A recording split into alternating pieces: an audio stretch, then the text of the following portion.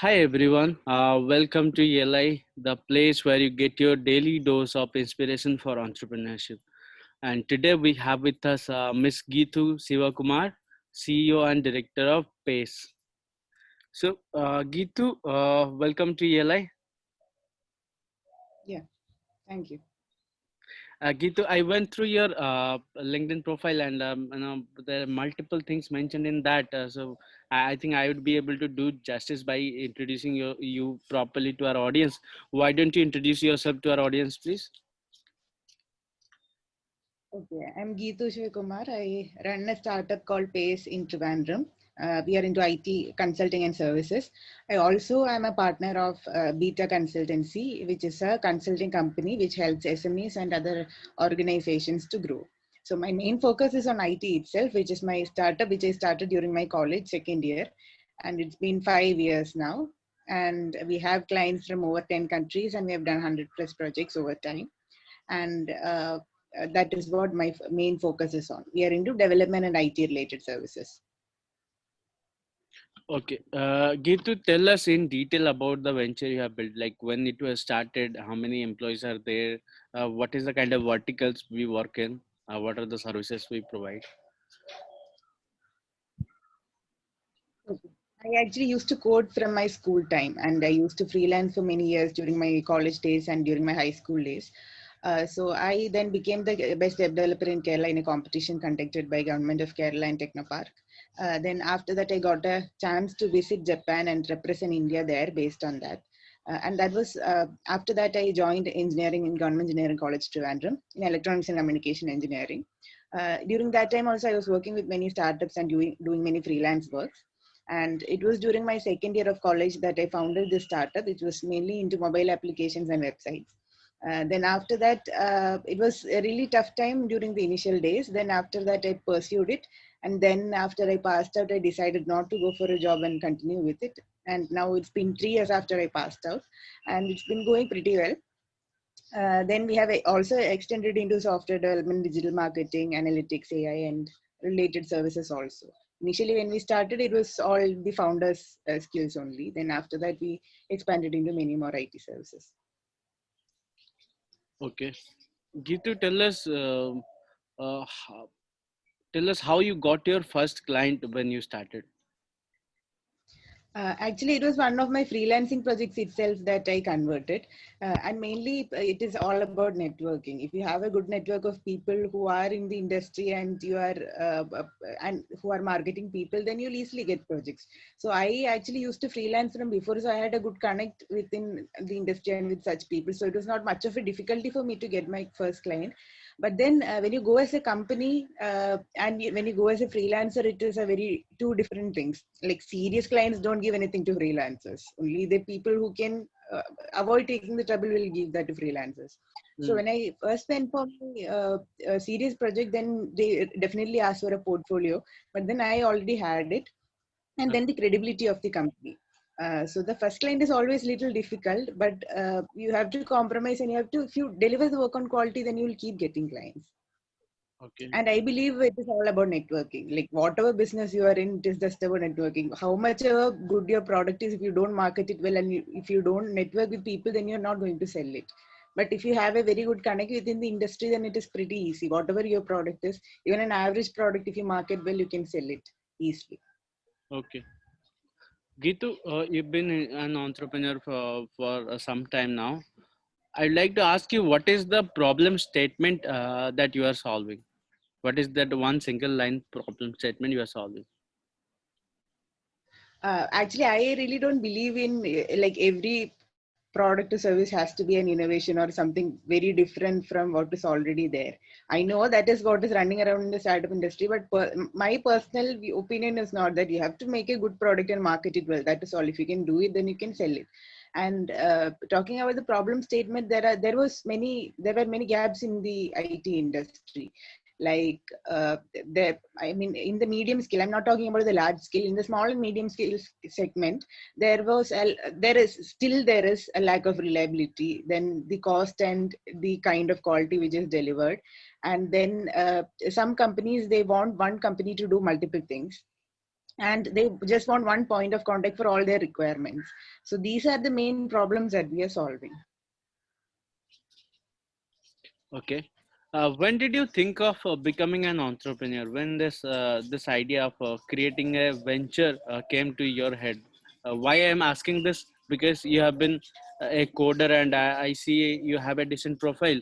You could have been you could have done a full-time job and paid well also. Why entrepreneur? Actually, I used to freelance I have freelanced for about 5 years, I think, starting from my high school days.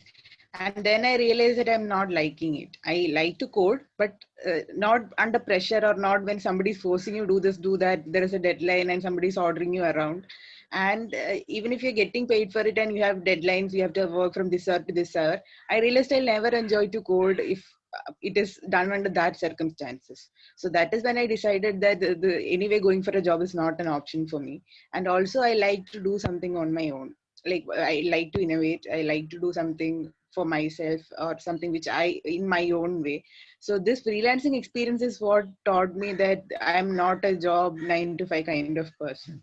So that is why I decided to start something on my own. How did your family react to it when they saw you starting your own venture after college? Actually, they did not know until I passed out and I started coming on paper and all that. Because I was already on college, I was going doing it part time along with college, so they actually did not know much about it. And by the time I passed out, I think we were having good clients, and I mean revenue was also coming in. So I thought, like the salary which was offered to me in a good company, I was already getting more than that through projects. Then I realized, why should I go for a job and then again waste more time? So that is why I pursued with it. And if you're financially independent, then nobody actually cares. It is when you don't have a income, and if you are depending on them, that is only when family creates problem. Like many people, they pass out and for years and years they keep doing things and they are not earning. That is when your friends and relatives start talking about he's not doing anything and all that. But if you are able to make revenue out of it, then I don't think anybody will have a problem. Okay. Geetu, over the time, I see that you have recruited many people. Uh, Tell us about your recruitment experience. How many people you have recruited? What kind of people do you recruit when you recruit? And what is that one quality you see in people when you hire them? There are two things which I see. Regarding technical people, what I mainly see is whether they know to do the thing practically or not. I don't look at their academic experience or their career, I mean, what they have done before or anything. But if they have a good portfolio and if they have the enough practical experience, then I hire them. Then for marketing and other administrative related people, what I look forward is how they work in a team and how well they communicate, and how fast they can take decisions and act independently without being like yeah, somebody tells them do this, do that, like a robot. Such people I'm not very interested in. Sometimes you have to take responsibility on your own and act depending upon the situation. Only then the organization will grow. So such people who have a kind of entrepreneurial spirit within a company is what I look for. What is your vision with this company, Geetu? Where you want to take it? Make this grow. And hardware is one sector which I always have a passion about. I learned electronics and communication engineering, so ultimately I want to do something some gadget which is very I mean very innovative and something which is revolutionary. Not anytime immediately, but I'm talking about a very long term. But immediately I want to be a one of the leading companies in technology sector and expand to more countries. So I was on the way, and then now traveling and everything has stopped due to COVID. So it has slowed down a little bit. So after once travel and everything revives, I want to get it back on track. Okay. Tell us, what are the challenges you faced along the way while building and growing this venture? Okay. There were many challenges which I faced during this because I'm from Kerala, Trivandrum, and it is very unlike Bangalore, Mumbai, or any of the I mean the very established startup ecosystem, because there is not much of an ecosystem in the place where I am. And it is not very common for people to start a startup, and for a woman it is even more rare. And women in technology or women in coding is very, I mean, very less than the number of boys. I think all over India it is the same still. Even if you go to a coding competition, you cannot see equal number of girls and boys. I don't think so. That situation has still happened. So that is one of the problems which is changed. When I go to a client, sometimes they ask, oh, you a marketing person or are you a technical person, and they're not very receptive when I say that I'm a coder myself. So and they doubt the capability. So that is a women oriented problem which I face. Then usual the startup challenges I also face, because now one thing which I'm not very happy about is that there are so many freelancers and so many startups coming in the market, and they are really underpricing the services that they are offering. Like for a very difficult thing, they charge like 3,000, 5,000 rupees and all that. So what they're doing is they're bringing the industry down. So for the other companies, when they go to pitch, they say that the price is so low, why should we give you? The other people are offering at a lower price. So I don't know what we can do about it, but I think everyone who is underpricing and selling should think that they are also bringing other people's and the whole industry down. uh, because there used to be a time when these services were offered at a higher price. So that is one of the issues that I faced. But initially it was all right. Then after some time, people realized that when somebody is underpricing, then they're not able to deliver with a kind of quality, because they just cannot. For some time they might, but after that the budget is just not enough to deliver with quality. So these were the main challenges which I faced. Okay, Gitu, one of the highlights I draw from the answer you gave is as a woman, you face a lot of challenges being a technocrat, being a coder, or being an entrepreneur also. I think the same challenges are faced on the three categories I mentioned. Why do you think there is a stereotype that exists in a society? Why people think that women are not uh, tech savvy, women are not suitable, well suited as compared to men when it comes to being a coder or being a technocrat or being an entrepreneur. Also, I'd like to tell you that I have met some of the very amazing coders or developers who are women also. Who are women along the way, and I have seen the quality of work, and I don't see a reason why this stereotype should exist, but it exists. Why it is the way it is? I think it exists because if you take any industry, if you take CEOs, there are women CEOs. But in India, how many women CEOs are there? How many male CEOs are? But that doesn't mean like Indra Nooyi or the Chanda Kochar or anybody else, anybody is bad. They are good, but I think the numbers are low. If you get 100 men CEOs, you get one or two women CEOs, and even in the top management, the number of women is so low. So that is not because women cannot, but the numbers are low and there is no equality in the numbers. I think that is the main reason why people think when a woman goes and says whether she's capable or not comes as a question, because majority is not doing it. So that majority becomes the problem, I guess. And also even in between girls, I think there is an attitude problem in many places, that these are boys kind of thing. We are good in theoretical thing, but coding we just cannot. I think many girls, even when I go to colleges and all, they ask me like, I am a girl, these boys all do it very fast, we don't know how to do it. So I what I really feel is, now in this age of internet and where resources are available in a fingertip, there is nothing that anybody cannot learn on their own. You just go to YouTube and type, you get millions of videos, or there are so many courses available free, and there are books available if you have the patience to sit and read. Because when I was in school time, internet and YouTube was not very popular, so many training videos and all were not there, so I learned from books. But now it is much more easier, somebody is coming and explaining it to you. So self learning is something which everybody should pursue. If you want to do something, don't wait for somebody to come and teach, you can learn it yourself. So the stereotype mainly comes from that attitude problem and this numbers not being equal. But it is changing right now. But even then, if you take the number of CEOs or number of top men, number of women oriented tech startups, if you take, the numbers are far lesser than the number of boys doing it. So I think it is a societal problem. And I don't think that is only in India. All over the world, anyway, the number of women, this thing, CEOs and top management is definitely less than the number of men. Uh, but the stereotype has to be broken, and more people have to come up.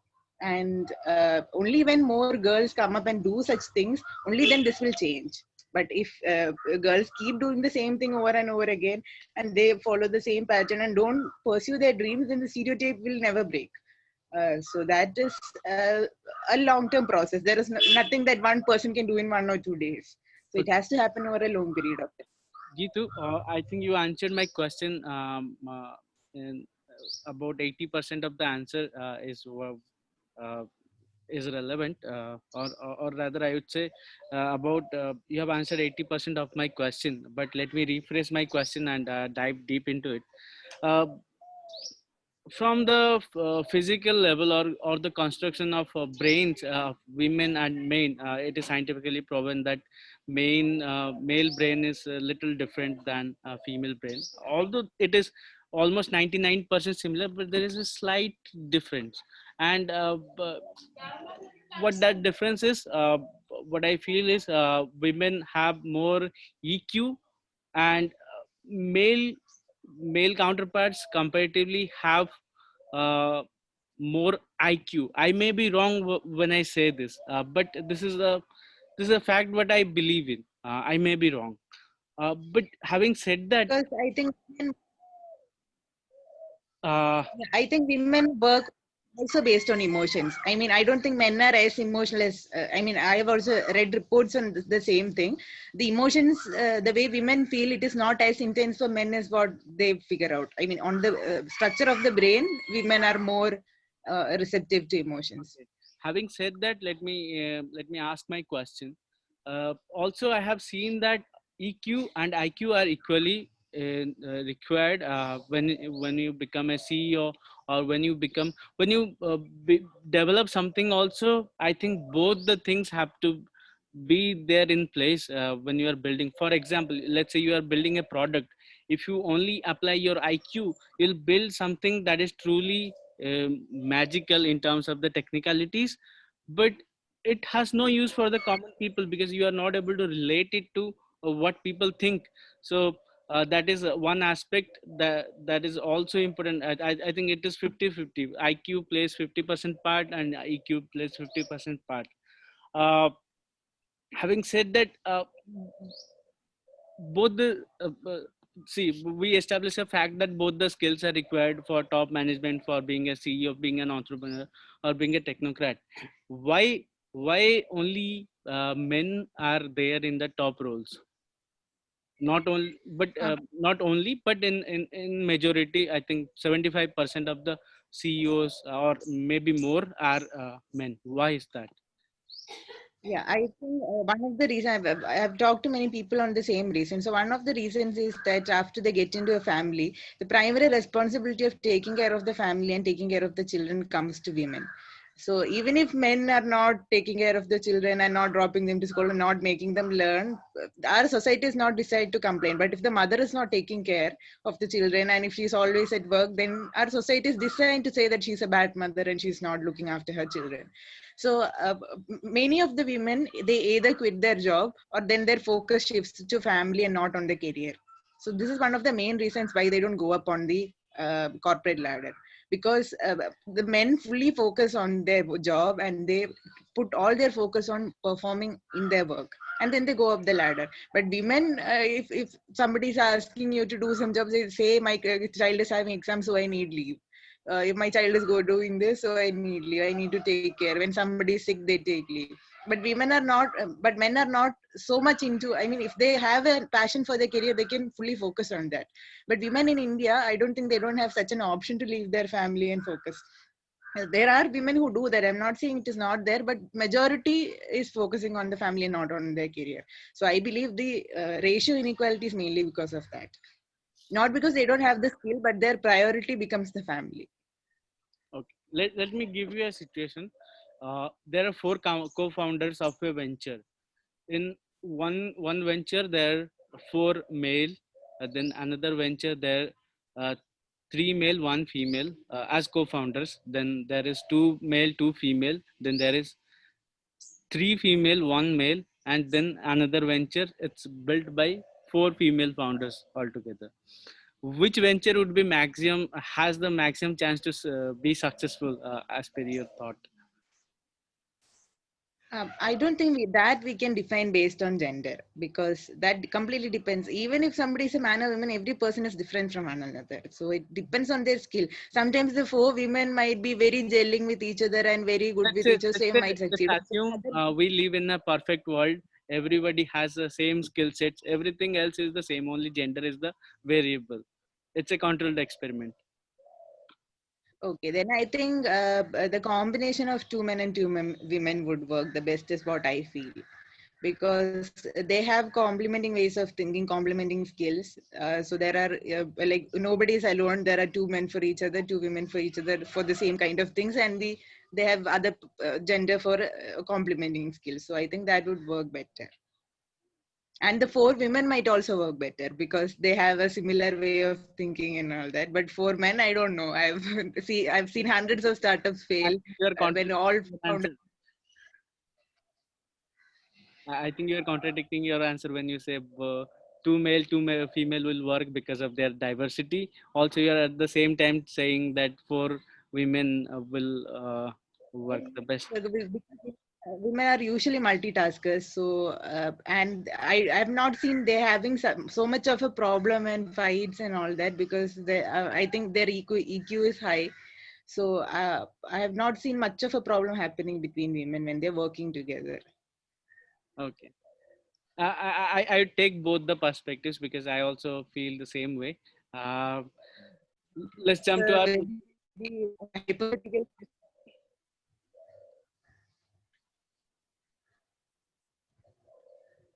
let's jump to our next question. Would like to ask who is your role model or who is your inspiration when it comes to entrepreneurship? Okay, I actually don't have one particular role model, but Albert Einstein is one person whom I like, not for entrepreneurship, but for the way he thinks and how different he thinks. And like in that era when people were so scared to even think something different, he got some revolutionary ideas, and people would have called him crazy. Told all that. So he's one person whom I like a lot, because he always thought different from the society and thought in different patterns which people could not even imagine. Even now, relativity is something we find it very difficult even to understand. So he's one person whom I like. Okay. Tell us what is your thought or how do you compare entrepreneurship with a 9 to 5 job? Uh, I would say it depends completely on the person's perspective and what their choice is. Some people want a stable, peaceful life where they can, so for some time they can work and then they keep getting a fixed amount and they're happy with it. But some people cannot just go around with such calm and quiet, stable life. They want always adventure and they get bored easily, and they want to keep doing new things, experimenting things, and they don't mind taking risks. Then entrepreneurship is for such people. If you expect a very stable, calm, fixed income life on entrepreneurship, then that is, I'm saying, possible, because it is not possible you get good money on every month. You will not have a stable income. The highs and lows will always be there. It will keep varying, and sometimes problems will keep coming all of a sudden. So if you want such a life and not something very boring, then entrepreneurship is for them. And what if you want to do something different? But if you're looking for a stability and no much commotion and drama, no ups and lows, if you just want to go slowly, go up the corporate ladder, then the job is for them. It completely depends on what your choice and what your preferences are. Okay, Gitu, my last question to you. How would you suggest our audience to start their journey as entrepreneurs? I think whenever you do something about your career, the first thing that you should do is understand yourself and ask yourself what is it that you really want. Now, don't jump into an entrepreneurship because it seems very flamboyant and you can grow, and there are so many people asking you to start something new. No, nothing like that. You first have to understand yourself. What is it that you like, and what is it that you want to do? there's nothing bad about if you want a job and if you want stability and a monthly income. There is nothing wrong about it because that is what you are. But if you're not happy with it, and if you want to do something very new, and this 8 9 to 5 is not interesting to you, then only then you have to start something of your own. First, you have to understand yourself, what your desires are. And only if you're 100% sure about this is what you want, then you have to get into it. Because I have seen many people leaving their jobs and coming into business, thinking that it will give a lot of returns and all that. And after some time, they say it is so difficult, I should have just sticked on to my job. So that situation should not happen. First, you have to understand yourself, then think about it, take some time off and know what you really want, and then take a decision. But once you get into it, if you work with full heart and if you keep doing the processes over time right, then there is a high potential of growing, and the growth will be exponential. There will be tough times, but then it will give you equal amount of growth also. Okay, on that note, Gitu, I'll close this session. Any final messages you want to leave to our audience before we end? I actually want to all the viewers, I would like to say if there is somebody wanting to start something and not knowing what to do, then I would say just start with whatever resources you have. Don't wait for all things to be perfect because there is no such perfect situation. There will not be like you have an office, you have everything set and you just have to go and start. Such a situation will never come. Start with whatever resources you have and don't wait and don't keep waiting for situations to be right. You have to make the situations right. So if you are doubtful about it and if you want to do it, then just start it with whatever you have and then keep working on it. So that is the only way to start. So this is one thing which many people keep saying that I want to do something, but I don't know where to start. If you don't know where to start, just take a piece of paper and write down what are the resources available to you. Not office which you have if you have a place in your house which you can use as an office, then start with that. If you don't have an office, then just find a place where you and your partners can meet together. Find partners. If you don't have all the skills required, then find partners who can complement. Then first you will have to start with some services because I started with services and I did not require an investment because services usually needs only human resources and not much of an investment. So if you're doubting about investment, then try services because services you need only human resources and not even with little amount of money you can start, and then you save from the profits and then reinvest it on your actual idea. So there are ways. If you really want to do something, there are hundreds of ways around. Money is not a problem at all. You can make it somehow if you really want to do it. So if you really want to do it, stop making excuses and do things to make it work. So this is what I want to say. I think that was a very insightful and lovely message from you, and it was a great pleasure to host you here at ELI. I think our audience would have got lifetime lessons from this video. Thanks for your time, Gitu, and our best wishes for PACE. Thank you so much. Viewers, you can follow and connect with Gitu on LinkedIn by typing Gitu Sivakumar. Also, do visit their website by typing pacehightech.com. So, whom do you want to have here at ELI for next episode? Do let me know in comments below. We will be back before you know it. Stay tuned to ELI.